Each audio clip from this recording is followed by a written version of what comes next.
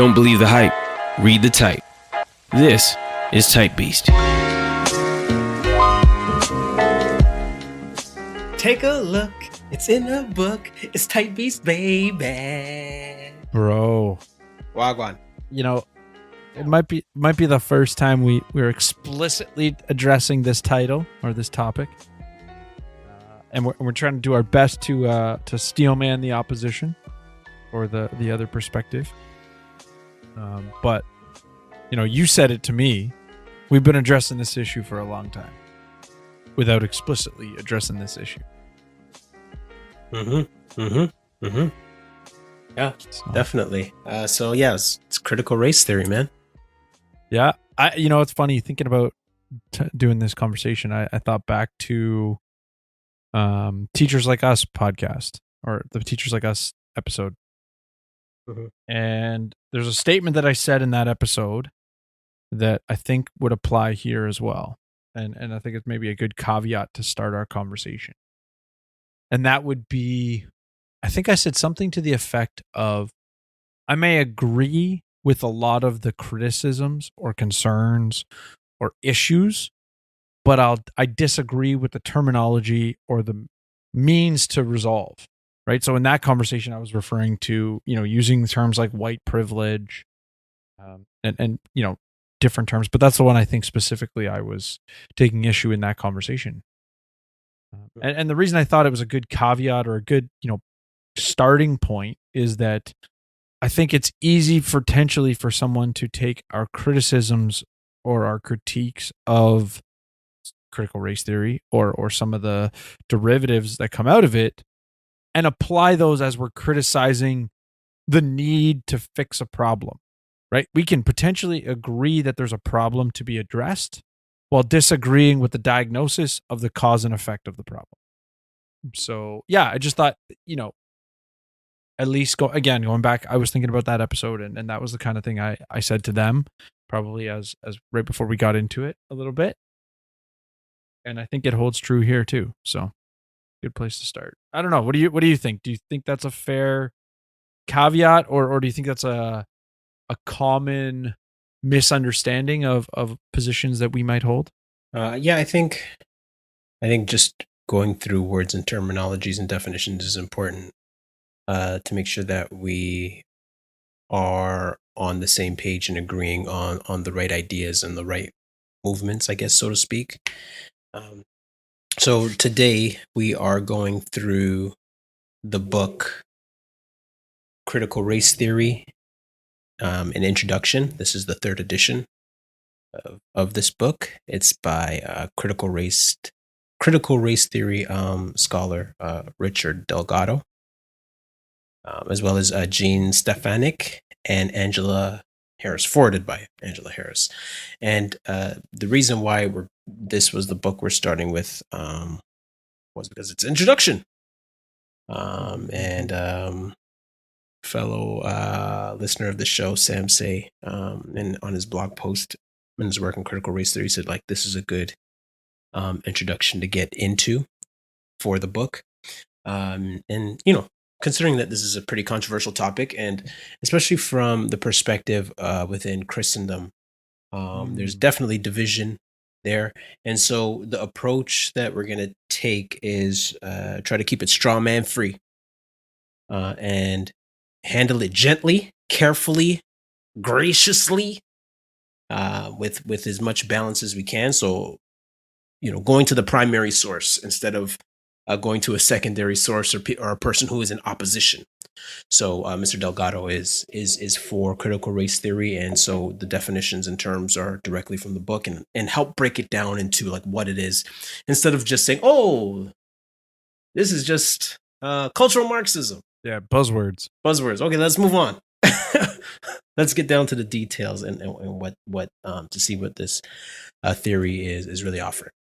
So what we're going to jump into is first the background of critical race theory as it relates to critical theory.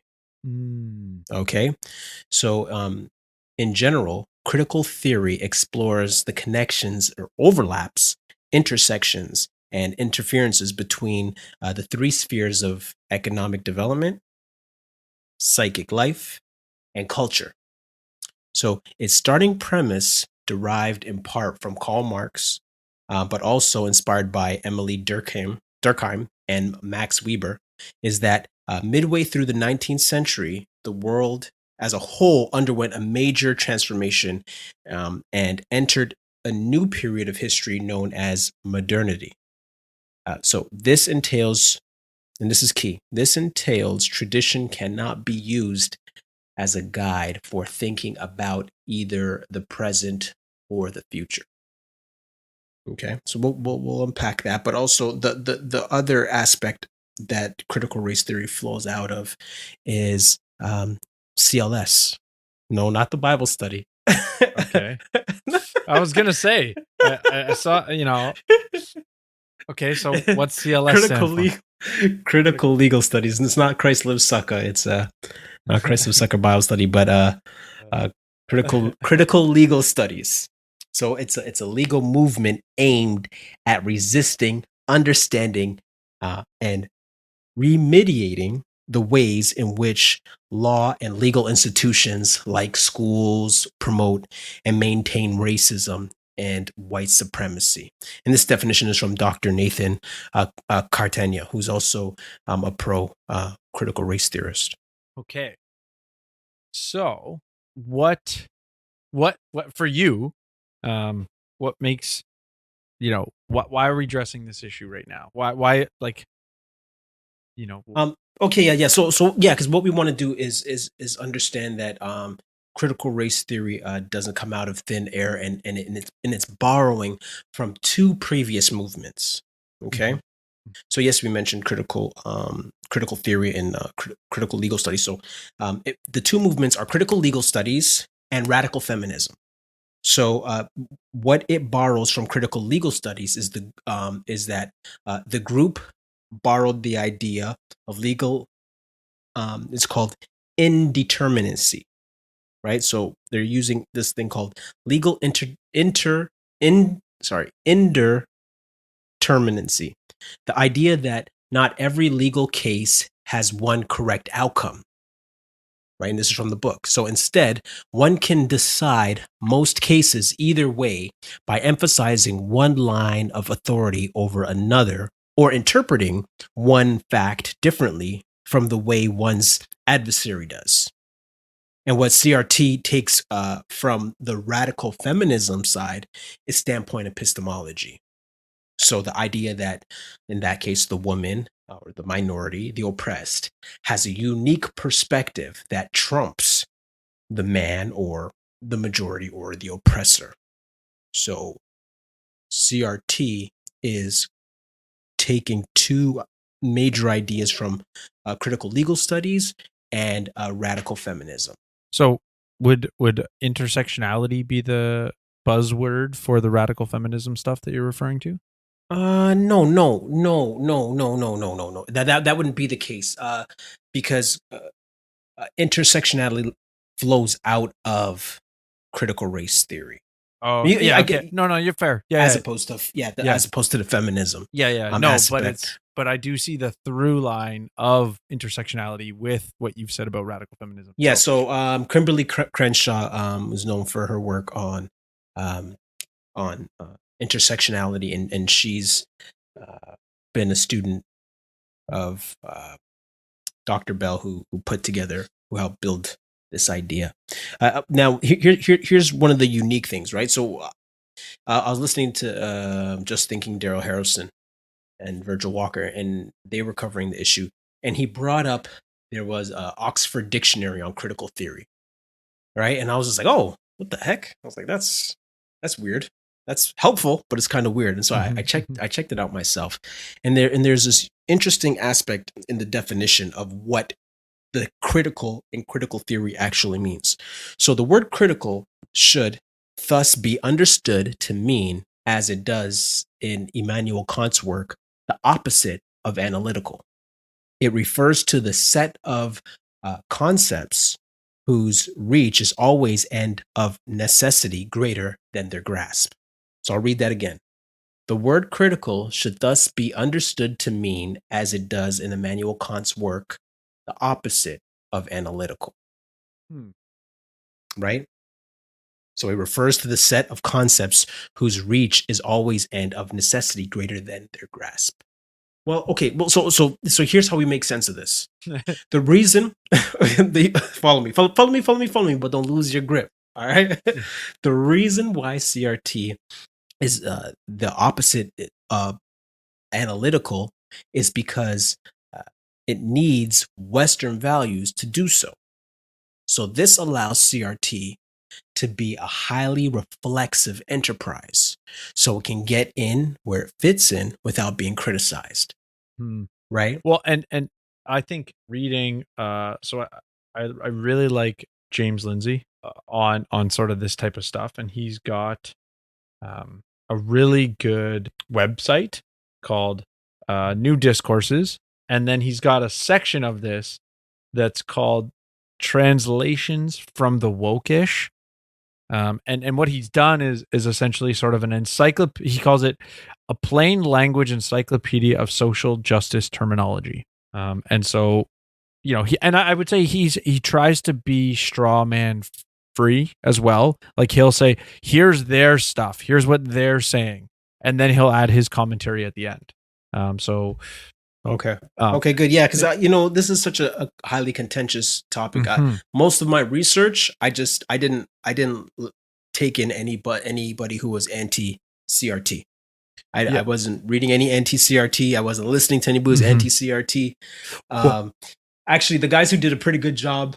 Daryl Harrison. If you did Just Thinking, they would have been. Yeah. Actually, that was before I did my research. Oh, okay. Yeah, so that was before I did my research.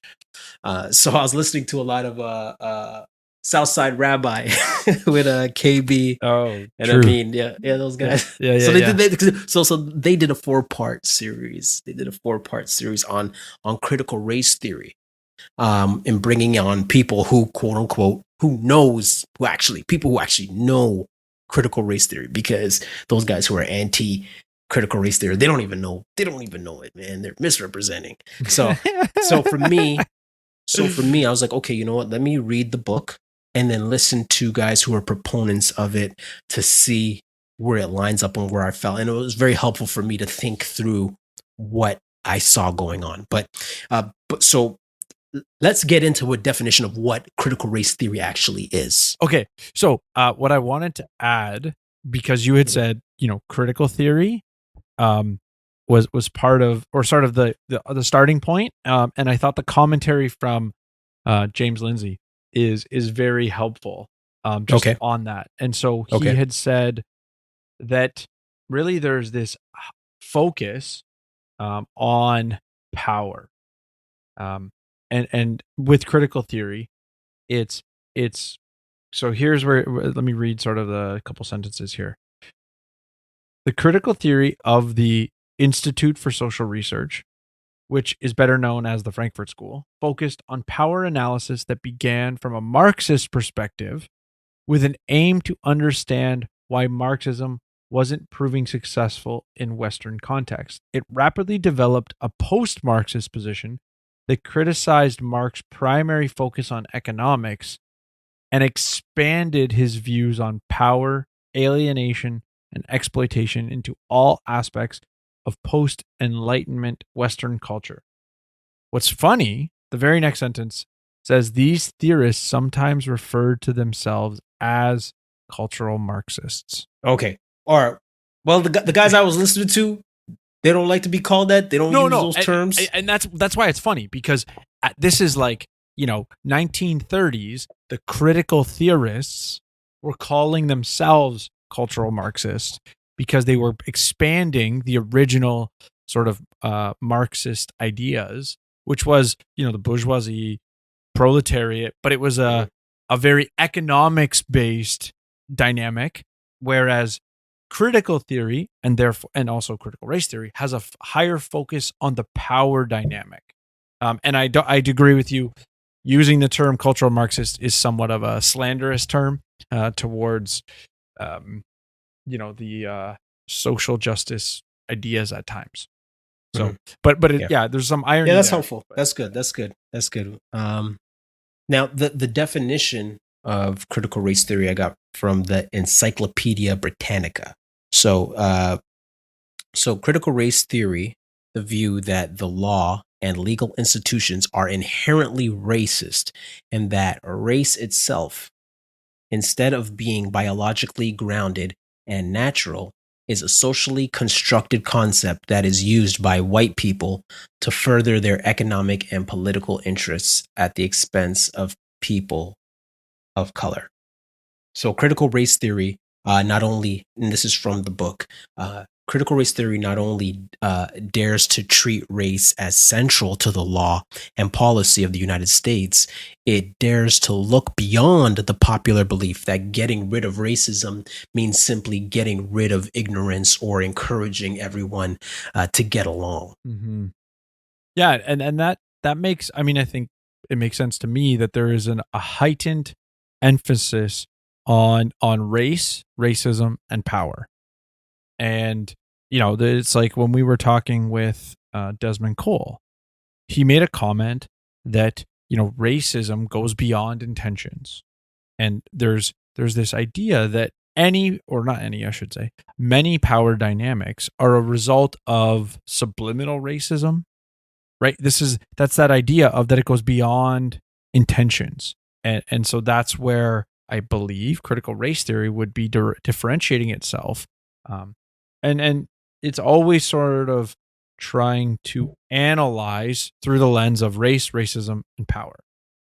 And one of the other things that I learned, or that James Lindsay says, is that in regards to critical theory, there is a heightened focus on power and race above truth, right? Okay. And so truth is sort of secondary. So here's his commentary says, first, critical race theory is centrally concerned with power, which it holds in higher regard than truth. And that sort of fits with the postmodernist perspectives, right? I've been using the term hyperpostmodernism to say, there's as opposed to being critical and saying we need to think about the biases, which is what I would call postmodernism, and trying to deconstruct ideas to see where the foundations are. I would use the term hyperpostmodernism to get that in reference to the fact that the group of people who don't consider objective truth a thing. They don't want to focus in on truth. And actually, when you were describing the legal piece, there was an aspect there when it says, outcomes are there's multiple potential correct outcomes. Mm-hmm. How is that truth? How is that possible with objective truth? Now, if I was to caveat, because you did say a secondary thing, which was, a different interpretation of a given fact. Now, to me, if you focus on that, there's a difference between interpreting something and therefore truth is different, or what you perceive as truth is different, versus there are multiple appropriate outcomes. And it depends on what or who you place at a higher priority. I know I'm paraphrasing you brutally, but to me, that aligns here with this idea that truth isn't in the highest regard. It's about power. Yeah. Again, but for them, it's more so that, well, I don't have to justify myself. Like my lived experience, I'm living my truth, Mm-hmm. my narrative, my experience, because of The standpoint epistemology stuff. Yeah, the standpoint epistemology. So my experience, I don't have to explain myself to you, type of thing. So that's where it's like, okay, well, I don't have to justify how I feel, and so this is what's interesting and helpful about understanding critical race theory is that it's placed in history as it relates to the civil rights movement, right? And so the idea, as it says in the book, that the movement considers many of the same issues that conventional civil rights and ethics studies discourses take up, but places them in a broader perspective that includes economics, history, setting, group and self-interest, and emotions and unconsciousness. So unlike traditional civil rights discourse, which stresses incrementalism and step-by-step progress, critical race theory questions the very foundations of the liberal order, including equality theory, legal reasoning, enlightenment, rationalism, and neutral principles of constitutional law, right? So, I mean, that's a very important thing to realize, right? This is a foundational aspect of the belief system, and I will put in the show notes page. It's again James Lindsay, but it's a YouTube series called Trojan Horse. It's from Sovereign Nations, so a Christian guy speaking with two atheists, Peter Boghossian and James Lindsay, and they use a terminology of different reality tunnels, and I thought it's helpful here because this is a fundamentally different reality tunnel. And so let me use the atheist example. I would argue, they would argue that Christians who don't hold to CRT and atheists have a much higher overlap of their reality tunnels than the CRT perspective, even if you were talking about two Christians. And now, the Christian worldview, assuming we hold to the same tenets of our faith, would be the same. But very much the perceptions of the world and the world order would be almost diametrically opposed. And the reason I say that is because equality theory, what is that contrasted with? Equity, right? Not equality before the law, right? They're challenging these ideas. They're challenging reason. Criticizing, being critical of them, right? Kind of like, and I would use the word, I got accused of this back when I was in school, sophistry. Shout out to Danny, right? I got accused of being a sophist. And for the people who know what a sophist is, it's a philosopher who would go around and they would ask questions. They would always ask questions, but never stick around for the answers. Only asking questions to trip you up, but never sticking around for the answers. Kind of like a troublemaker. Yeah. So, well, and so rationalism, reasoning, neutral principles of constitutional law. Like, I mean, hopefully we'll have an episode, maybe coming out before this, maybe after this, where we do touch on some constitutional stuff. Yeah, for sure. But to me, these ideas are the essentially the heart of the Western democracy. Well, see, but this is what we're trying to do. This is what CRT's trying to do. We're trying to take apart Western civ, right? And Absolutely. really and look at it and take another perspective, because everything that encompasses Western civilization from the Black experience and Black history hasn't been helpful according to through the lens of critical theory. So even like, we're saying, okay, there's so many great things that came out the West, but even when you look at like the civil rights movement, critical race theorists are looking at the civil rights movement and they're saying, yes, he's all right, but he's not real. Yes, that's great, but did it really achieve what it set out to achieve? So it was really taking a more critical look at saying, okay, was the civil rights movement really effective? Was the Western values, some of the Western values that the civil rights movement were championing,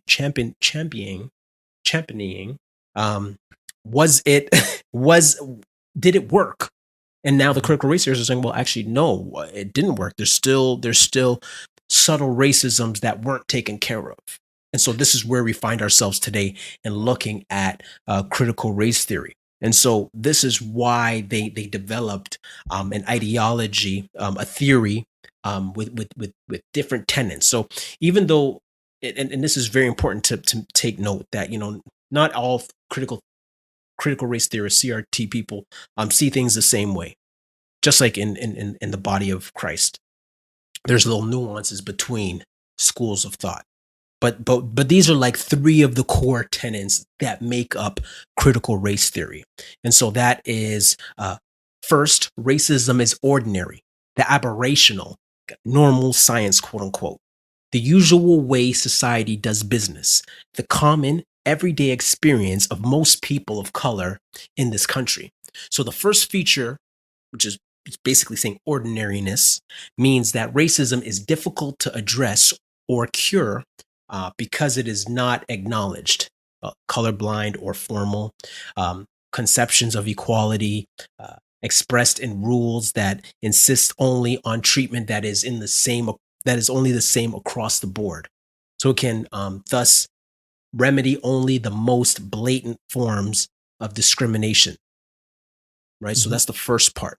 And then the second part, it says the second most would agree that our system, or white over color ascendancy, serves important purposes, both psychic and material, for the dominant group. So because racism advances the interests of both white elites materially and working class whites physically, large segments of society have little incentive to eradicate it, right? And then the last one is third is the theme of critical race theory, the social construction thesis. So this holds the race and races are products of social thought and relations, not objective, inherent, or fixed. They correspond to no biological or genetic reality. Rather, races are categories that society invents, manipulates, or retires when convenient.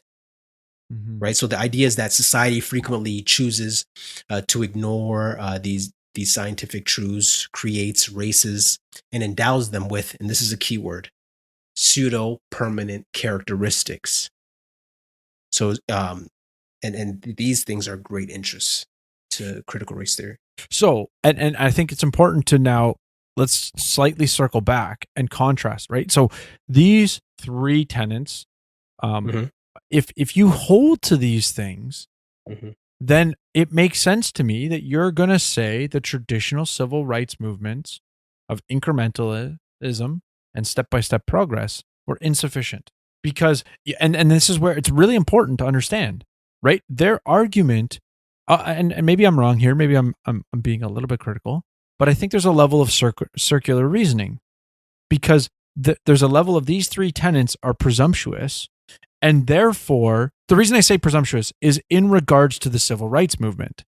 Oh, because we hold these things true, and the civil rights movement, we declare these things self-evident, and because the civil rights movement didn't address them, i.e., step-by-step progress, incrementalism is insufficient, right? If you don't hold that racism is ordinary, if you hold to only explicit racism is a problem, and that, implicit racism or subtle, unconscious racism or whatever other terminology, that if you don't hold to those views, well, then you're going to say, no, the incrementalism was good. Now, I'm not saying it's perfect and that there isn't more things to from a societal level that need to be fixed or to be addressed. But it's because, again, it goes back to, you use the idea of like the incrementalism was insufficient. We need to literally tear it down and rebuild.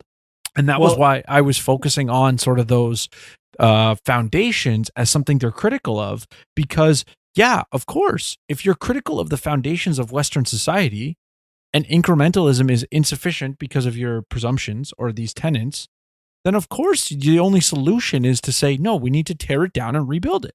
Right. But I guess the argument that they're bringing is, okay, well, the civil rights movement was inefficient or insufficient in that it did not address the issue of ordinary racism. Ordinariness. It didn't address the issue of white over color ascendancy or pseudo-permanent characteristics that are put on minorities through hegemony. Yeah, and I guess my point is that if you're going to debate and wrestle with those ideas and challenge them, and if you hold to a different conclusion than those three ideas, then the idea that incrementalism was insufficient or was not productive enough is not necessarily true. If anything, if you challenge these three tenets as foundational beliefs, that you don't hold, well, then I'd argue the method of making change that CRT is proposing, or I should say critical race theorists are proposing, then you wouldn't agree with them, right? And this is where it's really important. Like, I think so much of the CRT conversations, I always go back to the statement Paul Carter said to us, which when we asked him about it, he was like, well, there's a lot of people who say things that CRT is this, and I disagree with that. And then, a whole bunch of people say CRT, and they say things I agree with. And so the reason I bring that up is that some of the criticisms or some of the, recommended issues that need to be addressed in the name of CRT are things that a lot of people will go along with or agree with. Because, you go back to Marx, a lot of economists would have said some of his criticisms were correct. Some of the things he was pointing out about society were legitimate criticisms. Mm-hmm. But it was the method of addressing those issues or the additional analysis that was provided that they took issue with. And so I would say the same thing applies here. There's plenty of criticism, and that's why I sort of started with that caveat to this whole conversation, that there's plenty of things that someone who holds to critical race theory that I would say, okay, I agree with that criticism, or I agree with that society needs to address this issue. That doesn't mean, or what people, I would argue, what people need to be careful of is just because you agree with particular perspectives of people that hold these ideas doesn't mean you actually agree with the foundational ideas. And you probably need to spend more time thinking through these ideas. Mm-hmm, mm-hmm. And I think that's why I'm enjoying this study, because I'm wrestling through the ideas, and I'm like, okay, so what's being said here when we talk about racism is ordinary? Like, I can understand racism can be subtle, mm-hmm. But my question is, how do you book it? How do you know when you see it? And if you do book it, how can you be sure? Okay, so right again, because hold on, no, I'm not done. Okay, Hold up. How do you book it? How do you book it? And I think this is important because, like, I don't care what CRT says, no one is infallible. Mm-hmm. Not even Juicy Smouye. Right? You know what I mean? So we have to be careful on it from an ethical perspective. Like, okay, well, how do you know that accusation is right? I've been accused of things, and it's not a good feeling being accused of something. Mm-hmm. Right? But also the second part on white over ascendancy, I think that even that idea, like, how do you verify it? Because the example he's using, Dr.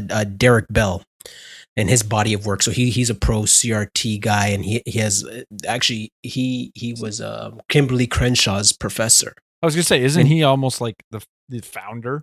He's the man. Yeah, he is the man. Yeah. So Kimberly Crenshaw worked under him. She's the one who comes out with who does the body of work on intersectionality. But Derek Bell's, so he has this proposal, and he says that Brown versus Board of Education, which is about desegregating schools, he considered considered a great triumph of civil rights litigation may have resulted more from self-interest of elite whites than from a desire to help blacks. So this is where Derek Bell's criticism is coming from. Like, not everything that glitters is gold in regards to the civil rights movement. Like, yes, we got Brown versus Board of Education and won that, but maybe white people gave it to us because it benefited them and not necessarily benefited blacks. So he's just saying, like, yeah, a lot of these policies still didn't help black people. So I want to go back to what you said previously, which was, how do you book it? Right. So to some extent, this is a hypothesis, right? Oh, okay. Hypothesis is some of the things that were done in the name of civil rights were actually as a means to preserve the, white patriarchy or whatever terminology they want to use. Mm-hmm. Well, how do we verify that hypothesis? How do we test that hypothesis? And the same thing with racism is ordinary. How do we test that hypothesis? This is an accusation. This is a claim that this is the way that society functions. Mm-hmm. And this is where, okay, overt racism, we know how to test it to some extent. Now, someone can hide it. They can, try to make excuses, and maybe that's still a person being overtly racist. They're just not being explicit about it publicly, but it would still be overt racism. So, to some extent, I would argue you can test that. Obviously, God can test it clearly because He can see the man's heart. Yeah. And, Sorry, go ahead, bro. In regards to the things that are less overt, how do we validate it? And I would suggest there's a level of giving the benefit of the doubt. No, there's a level of unequal outcome is the validation. All right. Right. Okay. So the fact that inequality still exists, inequity still exists, is the validation. Now, I could be wrong. Maybe there's more. But if we talk about why do people keep throwing the term cultural Marxist around? Well, because generally speaking, they're looking at cultural differences and making Marxist-like claims, right? There's inequality by race. Well, Marx was just saying inequality by social class. Now you're saying inequality by racial class. And so to me, although I would argue that being black is not a class. No, but I'm not arguing against you. I'm just saying. But that goes, black is not a class. Yeah, but the society has deemed racial classes. Yes, that's right. So, again, I'm not trying to pigeonhole anyone. I'm just trying to describe what I'm seeing. Right? You're being critical of critical race theory. No, but I'm saying this is why people call them cultural Marxists, because generally speaking, as far as I have seen, the proof that they put forward is social inequity by race. And so the problem is, and we've talked about this, and this is why I said, you mentioned it to me. We've been addressing this issue for a long time, because how many times do we say you got to do the hard work to dig in and understand the cause and effect relationships? Because, whether it's the episode with Stefan or the episode with teachers like us, so much of the stuff we're pushing on is, okay, how do we establish the cause and effect relationships? How do we make sure, if we're saying this is an issue for a particular race, black students and math scores, or maybe it was black boys and math scores. I'm not specific. We Rise report. But my point is that, well, unless we really dig and understand the cause of their failure, as opposed to, well, this white patriarchal system isn't designed to help them. That's a hypothesis. How do we validate it? How do we prove that that's the cause that we need to address? Because we can spend millions of dollars addressing a cause, but if it's actually not the cause that's creating the outcome, it's just going to be pissing into the wind. Agree or disagree with our views? Give us your 2 cents. You can leave your comments on any of our social media platforms or email us at sixcentsreport@gmail.com. 6 cents makes change. 6 cents makes change. 6 cents makes change.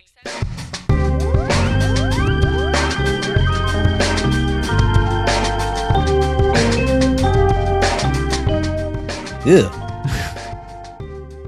Well, from just, I had some time to reflect on these things, the three tenets, and for me, I these 3 themes or tenets make the black existence seem hopeless. Respectively, each one. Racism is ordinary makes me feel anxious. White over color ascendancy makes me feel paranoid. And social construction thesis or pseudo-permanent characteristics makes me feel depressed. And for me, again, as a believer, as a Christian, and as a teacher, and I mentor guys, I'm a basketball trainer, I'm a basketball coach. I work with young people a lot. Yes, and we know this, even when we share the gospel with somebody, we got to talk about sin. We got to talk about this world sucks and it's unfair. But again, we never leave somebody without a hope.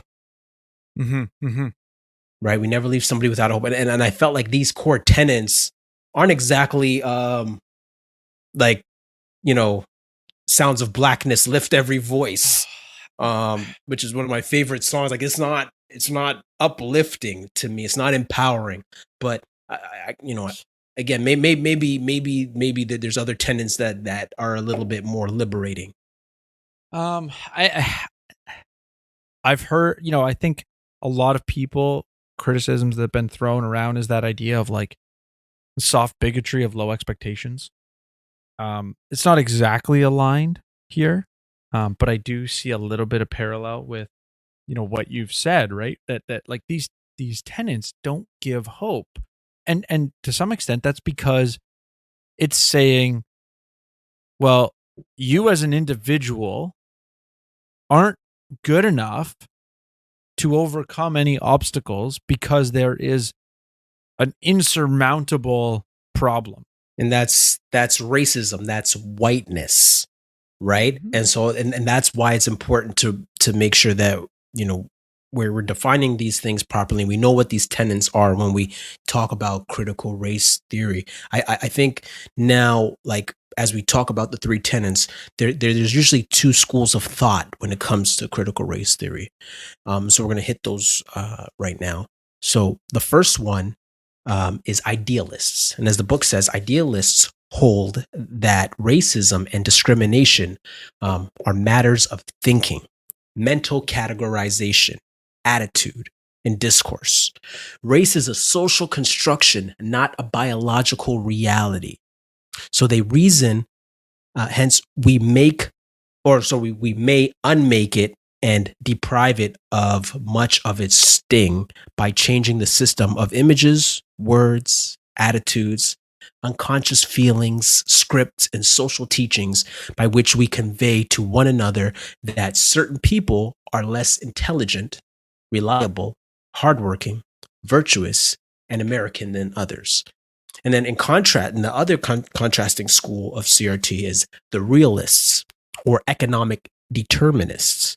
So they hold that though attitudes and words are important, racism is much more than a collection of unfavorable impressions of members of other groups.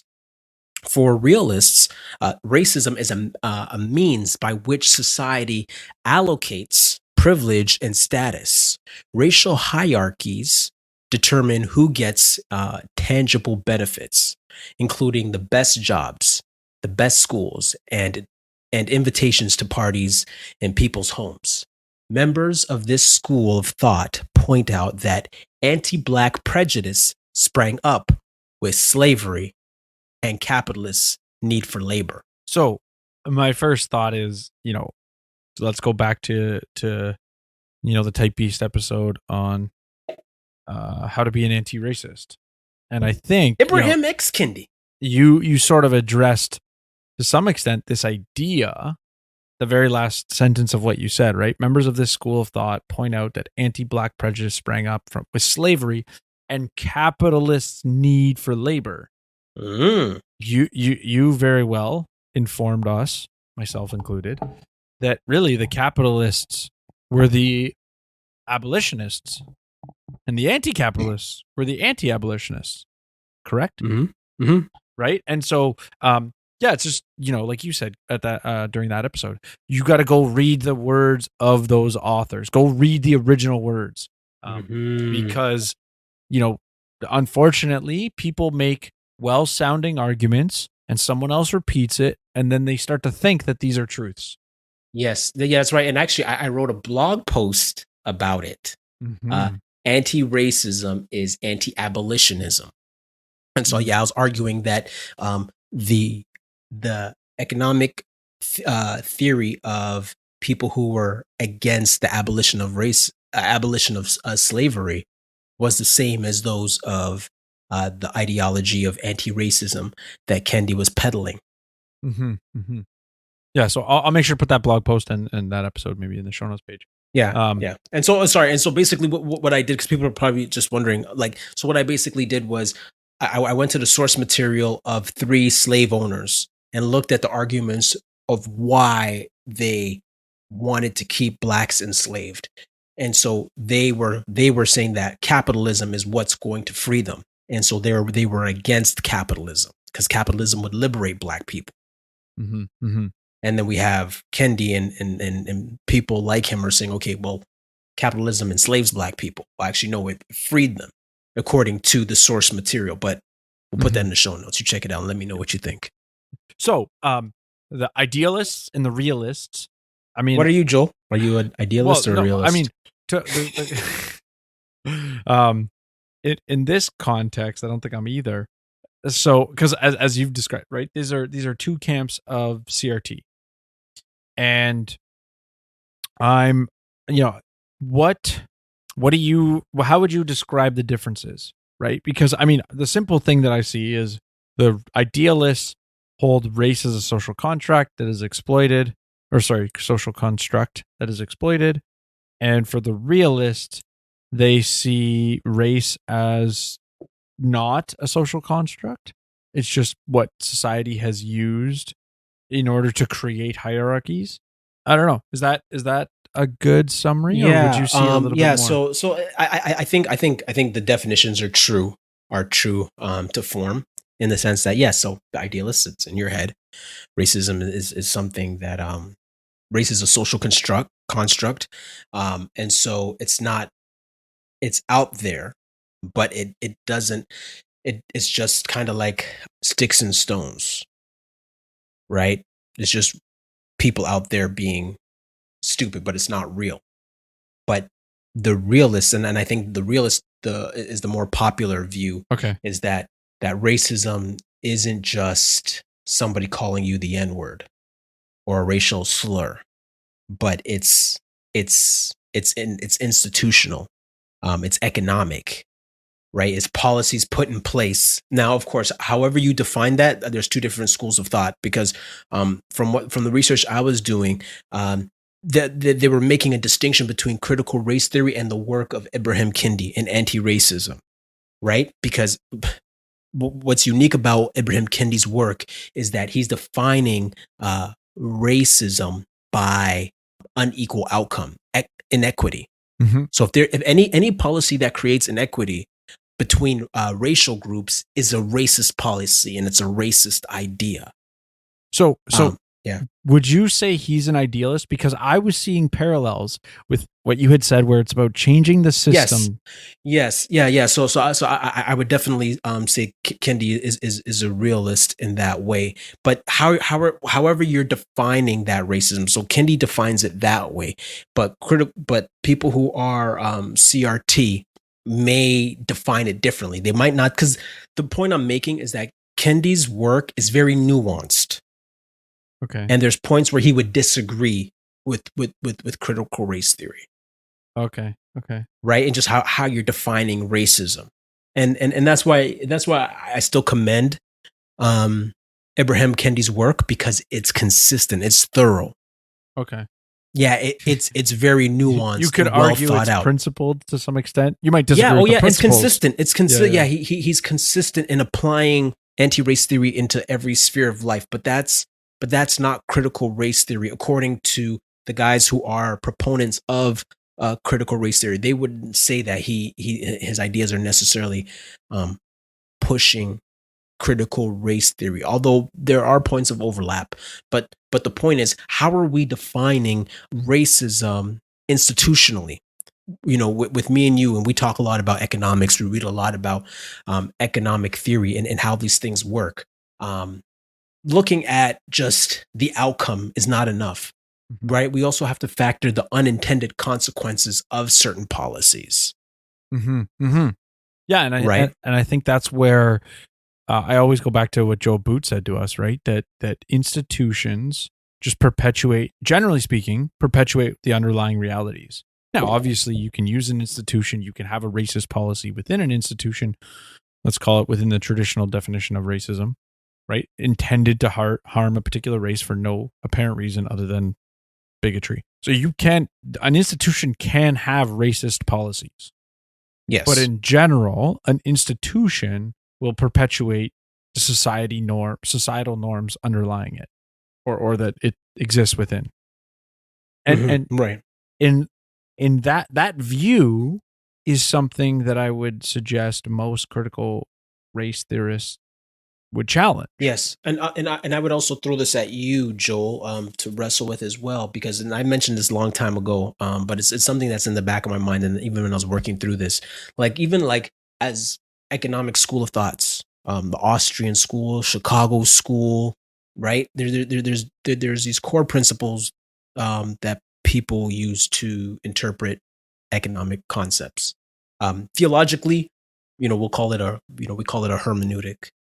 But I would argue that I'm waiting to see, and this book also says it, that at the end of the book, it says, well, there's still work to be done in the area of economics. So it's not developed.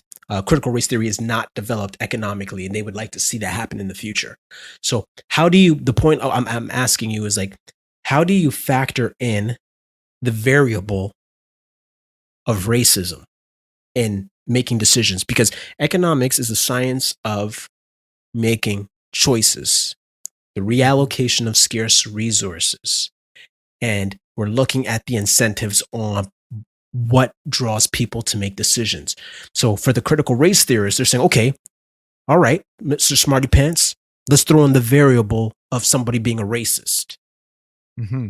What do you do with that? In regards to how people make decisions, what does that look like when it plays out? Yeah, and I mean, I think the difficulty becomes that I think you would do most of that economic analysis on an individual level, whereas the critical race theorist would do it on the collectivist level. Okay.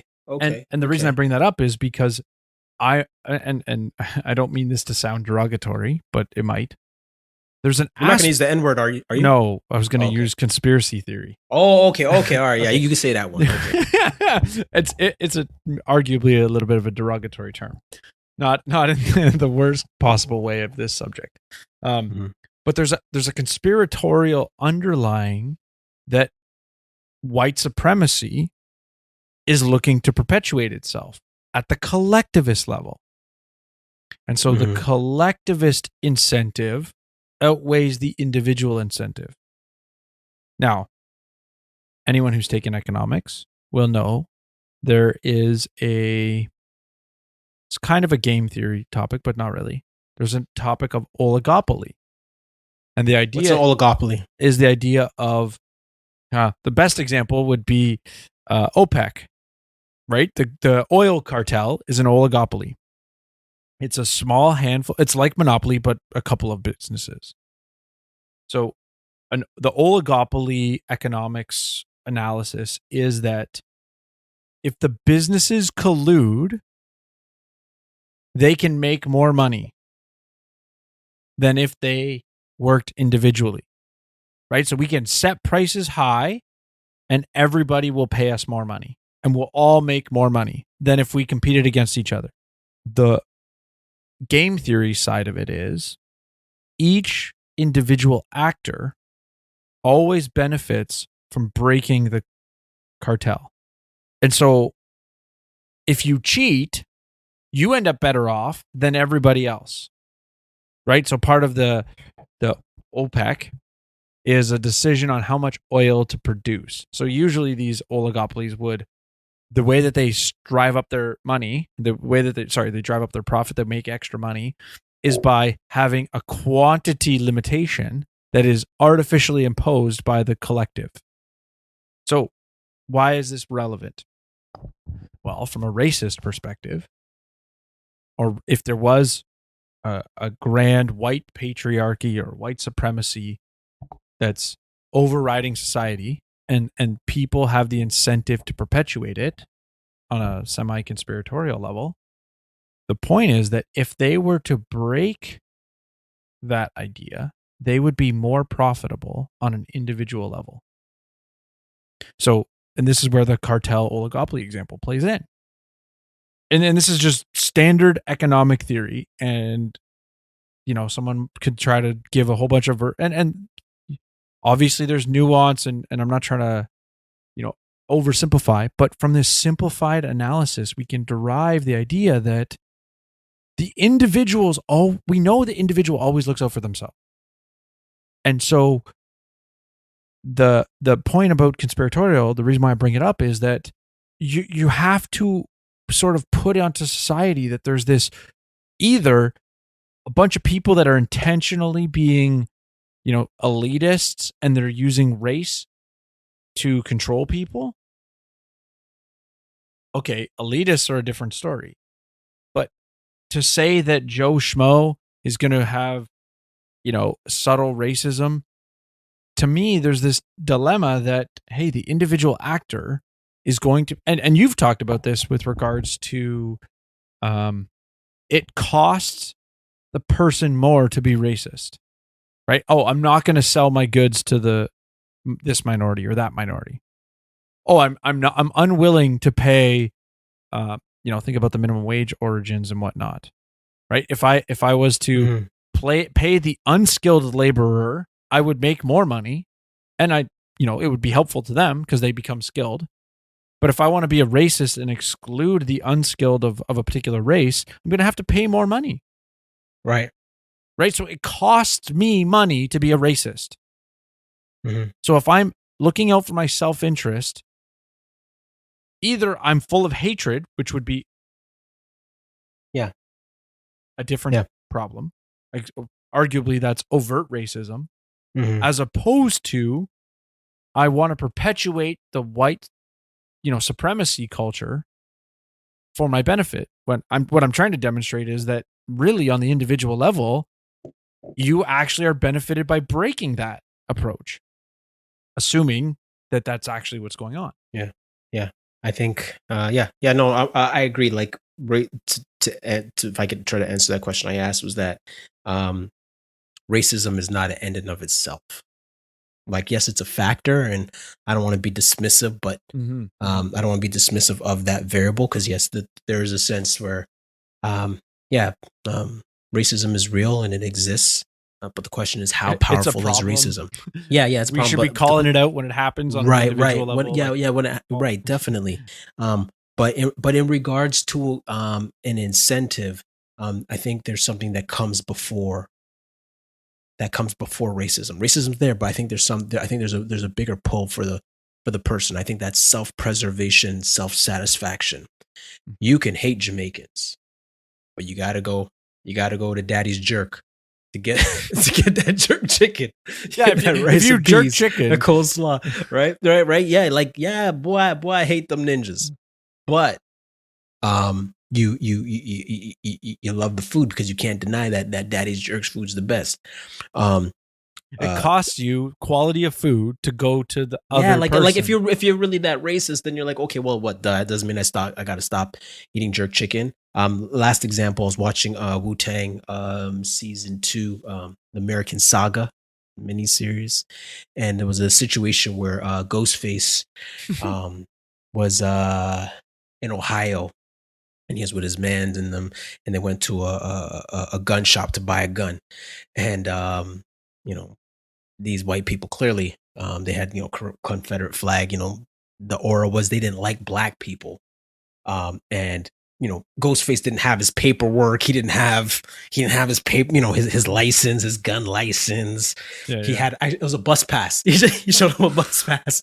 He's like, and he looked at him. He's like, oh, he's like, okay, what are you guys using the guns for? And Ghostface is like, oh, we're hunting. He's like, oh, looking at them, they're clearly not from Ohio. The way they're dressed. Oh dear, eh? Okay, you're hunting guns, but guess what? That's sweet camo. Yep. Well, guess what? Those white people sold them the guns. They sold them the guns, and when they left, they're like, good. That'll mean there's going to be less of them. Right? Right? He sold them the gun. Right? Ghostface and his mans in them, they got what they wanted. They got what they want. Like, if he was really a racist, he's like, you know what? I'm not giving you guys anything. I don't want your business. I don't want you in here. Well, no. I'm going to take your money, and then I'm going to give you something to take your life or take somebody else's life. I don't care how you use it. Well, technically, they didn't know how Ghostface was planning to use it. But he was just like, okay, look, one, I got paid. These guys don't look like hunters. So they look like thugs. So if they're going to use it to shoot themselves, even better for us as white people. The point I'm making is that at the end of the day, trade is always mutually beneficial. And the interactions we see in a working economy is always mutually beneficial. Granted that there is no coercion or assault on a person, right? So these are variables and factors that we could dig deeper in the future in looking at critical race theory. But yeah, as for this book, I recommend it. It's a good read. It's an easy read. It's well written. And again, it's good to go to source material. It's good to read material for people that are actually for these ideas, so you can really see where people are coming from and really wrestle with the ideas in real time versus like, oh wait, are these guys really just straw manning? Are these guys really just, misrepresenting the people? So I think definitely the book is an easy read, a short read. Yeah, please check it out. Add it to your library. It's all the basic points, and then definitely this is a conversation we'll come back. This isn't the last time we'll come back to this topic. But I'll say this. What this kind of reminded me of, reading this book reminded me of. I don't know if you ever seen the movie Rudy. No, I don't know if you ever seen the movie Rudy with the short guy who goes to Notre Dame and he's a walk-on the team and his dreams to play at the school. But anyways, he gets befriended by this janitor named Fortune. His name is Charles S. Dutton, who played him. And he once played for the University of Notre Dame, but his career didn't last long because he thought that the coach was against him because he was black, and he left the team. And he realized that was a mistake because that wasn't the case. But because him being hard-headed and not just hard-headed, but also false perception, being paranoid, not being gracious. What's the word? I'm thinking of the quote. He was eating poison and expecting the other person to die. Standpoint epistemology, right? He would have been better served to just talk to the coach and say, "Hey, coach, what's cracking?" Yeah. But he said it in the show. He said in the movie that, I messed up. So the point I'm making is that we want to make sure that we're engaging with ideas that empower people, and not take away from people or infantilize. But again, the book is great. This is not the last time Joel and I will touch on the topic. Let us know what you guys think. Did we miss anything? Are there layers that Joel and I could definitely peel back going forward? Check out our YouTube channel because we're going to be cutting up snippets from this show and putting it into our critical theory playlist. We also have playlists on COVID ethics and basic economics, data. So subscribe, check out Sixth Sense Report on YouTube. Get the book. By the way, thank you guys for all your support. Let us know what you guys think. Yeah, hit us up on social media, Sixth Sense Report, sixthsensereport@gmail.com. I will say, one of the things as I said, I've listened to a lot of James Lindsay. I'll put a couple of stuff from him in the show notes page. He's made a really good comment that you do have to do some work here, right? Like if you think critical race theory is a problem, if you're concerned about it, or let's even say you think it's a good thing, you got to do some work. Like this book is potentially, useful because now you know where they're coming from. You can make a proper assessment, and some of it might be dense and hard to read. And that's where I found this book was very good. I didn't necessarily mean this particular book. I just meant content. Okay, yeah, just in general. You might find some content harder, some content easier. This book is relatively palatable. What James Lindsay had said was, something, and I think it's called Critical Race Praxis. Was the name of the interview or the YouTube video that I was thinking of, where he was just saying, you got to spend the time. You can't just go, you can't straw man your opposition. because as we've mentioned, there's a lot of terms, definitions, redefining of things. It's a strategy or approach that doesn't value necessarily truth as the highest regard. And as a Christian, I think most of us would hold the idea of truth, objective truth, at the highest regard. And so, yeah, there is a need to spend time and learn. If this issue is something you're interested in, if you think it affects you, if you think it's in your school, and as Darnell said, this hopefully is an intro. I can think of, there's an article by Candace Malcolm that talks about critical race theory in schools. I would say something to the effect, I don't think it's being taught explicitly in schools, but I think it's being taught to the teachers who then are applying. That's definitely another episode. So and then another potential episode would be the idea of weighted voting, extra days that's off. Another episode, right? Like these are all applications of CRT that are future episodes potentially. And so I just want to tease those a bit, make sure the audience doesn't think we forgot about those things. But this is an intro. This is a sort of scratching the surface of the topic. So let us know. Maybe there's more applications or more instances where you think we should be delving into. So give us your 2 cents. Don't believe the hype. Read the type.